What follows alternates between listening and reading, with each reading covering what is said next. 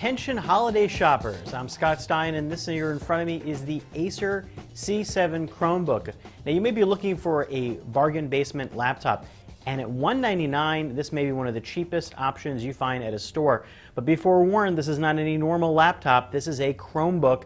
In case you're not already familiar, it's Google's funny, funky side experiment, I would call it, in the realm of laptop-like devices that browse the web, but do it through a very focused channel. It really isn't a full-fledged device like a laptop, although it can do a lot of the things that it can, like email, web documents, even offline document editing, built into a device that, again, looks a lot like a netbook. That's because it pretty much is, except with a different operating system inside. Now what you get here is a 320 gigabyte hard drive, which is a lot higher than what you'd find on typical Chromebooks. Samsung's Chromebooks that were released earlier this year used SSD up to 16 gigabytes, so 320 is a lot more storage space.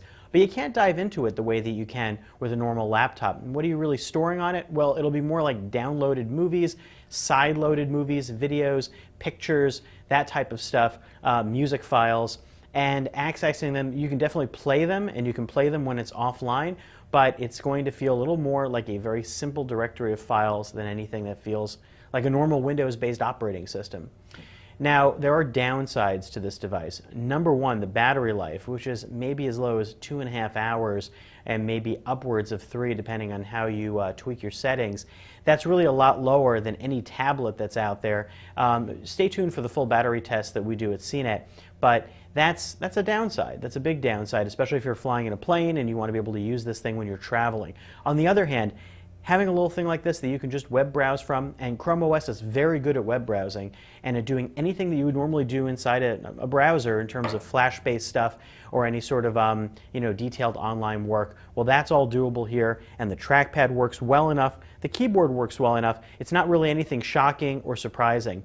There's an Intel Celeron processor in here, 2 gigs of RAM, but again, that's relative because the operating system is tuned to be much faster responding and quicker startup than your average laptop. And you do have Ethernet ports here, you've got HDMI, you've got USB, that full component. No Bluetooth, but you do have Wi-Fi, obviously, for getting online. And again, getting offline is a little bit of a tricky affair. You can do offline Google Doc editing and you can use certain apps offline, but the Chrome Web Store, which runs its apps, are really web-based apps that don't run exactly the way you'd expect, in my experience, compared to something you'd find on iOS or Android.